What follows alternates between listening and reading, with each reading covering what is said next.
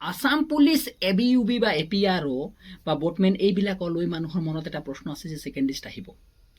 এই কথাটো লৈ কিনি মোক কমেণ্টৰ মানে হিচাপ নাই, কিয় মই তাৰ ওপৰত ভিডিঅ' বনাই থাকোঁ, সেইটো কথা হয় ঠিকেই যে মই তাৰ ওপৰত ভিডিঅ' বনাওঁ, সেইকাৰণে মোৰ ওচৰত এনেকৈ কমেণ্ট আহে। বহুতে কয় যে আহিবই লাগিব, আমাক ছেকেণ্ড লিষ্ট লাগিবই, 200টা পোষ্ট কি হ'ল, এনেকৈ ধৰণৰ প্ৰশ্ন। মই কৈ দিছোঁ এটা কথা আপোনালোকক জনাই দিওঁ, মানে এটা কথা আপোনালোকক কেইটামান কথা ক্লিয়াৰ কৰি দিওঁ। চব যে 202টা যিটো পোষ্ট আছিলে সেইটো এতিয়া বৰ্তমান ন্যায়ালয়ত আছে, হাইকোৰ্টত আছে, সেই কথাটো স্পষ্ট নহয় জানো? আপোনালোকে সেই কথাটো জানেই। একেটা কথা হয় যে 200টা পোষ্ট আপোনালোকৰ কোৰ্টত আছে, সেই কোৰ্টত থকা পোষ্টটো না আপুনি কৰিব পাৰে, আনিব পাৰে, না চৰকাৰে তাত আনি দেখুৱাব পাৰে আপোনালোকৰ আগত যে মানে কালিয়ে দি দিম বা পৰহিয়ে দি দিম।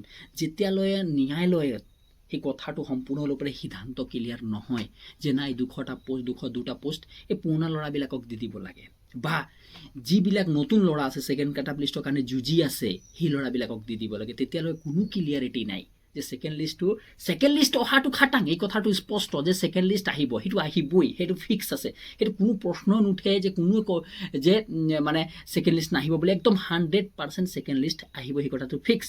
কিন্তু এটা কথা মনত থ'ব যে ছেকেণ্ড লিষ্টটো কাৰ আহিব, ABUB যিকেইটা পৰীক্ষা দি কিনি জাষ্ট তেওঁলোকৰ ৰিজাল্ট ওলাই সেইবিলাকৰ আহিব নে পুৰণা ল'ৰাবিলাকৰ আহিব, সেইটো এতিয়ালৈকে বৰ্তমানলৈকে 100% ক্লিয়াৰিটি নাই, যেতিয়ালৈকে কোৰ্টৰ কেছটো শেষ নহয়। তেতিয়াহ'লে ধন্যবাদ। ভিডিঅ'টো ভাল লাগিলে অন্য গ্ৰুপত শ্বেয়াৰ কৰি দিব আৰু চেনেলটো ছাবস্ক্ৰাইব কৰিব নাপাহৰিব।